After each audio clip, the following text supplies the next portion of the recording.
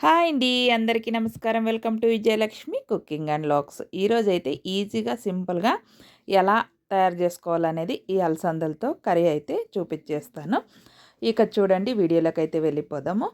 ఇక ముందుగా నేనైతే ఇక్కడ ఒక కప్పున్నర అలసందలైతే తీసి కడిగి పెట్టుకున్నాననమాట. ఇక అలాగే ఒక కుక్కర్ పెట్టేసుకొని, ఆయిల్ వేసుకొని, ఆవాలు, జీలకర్ర వేసేసి, ఆనియన్స్ వేసేసి, ఇక ఈలోపు మనం పచ్చిమిర్చి తొక్క అయితే ఇలా రెడీ చేసేసుకోవాలి. పచ్చిమిర్చి, వెల్లుల్లి, అలాగే కొత్తిమీర, కాస్త సాల్ట్ వేసి ఇలా మిక్సీకి అయితే కచ్చపచ్చగా వేసేసుకోవాలి.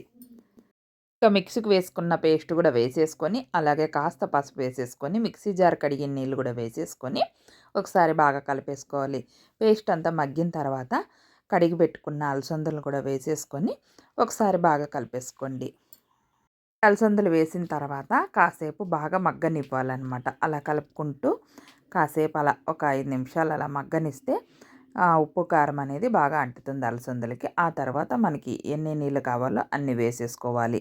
ఇది రైస్‌లోకైనా, రోటీలోకైనా, చపాతీలోకైనా చాలా అంటే చాలా బావుంటుంది. సింపుల్ ప్రాసెస్ అనమాట.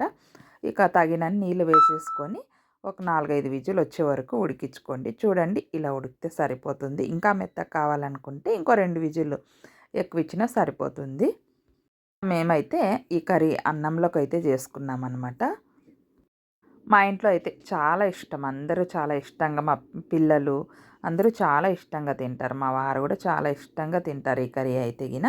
నాకు కూడా చాలా అంటే చాలా ఇష్టమండి. వేడి వేడి అన్నంలో ఈ కర్రీ వేసుకొని తింటే ఆహా! ఓహో! అన్నట్లుంటుంది. సూపర్‌గా ఉంటుంది. నా వీడియోలు గనక మీకు నచ్చినట్లయితే లైక్ చేయండి, షేర్ చేయండి, సబ్స్క్రైబ్ చేసుకోండి ఫ్రెండ్స్. కొత్త వాళ్ళు ఎవరైనా చూస్తున్నట్లయితే సపోర్ట్ చేయండి.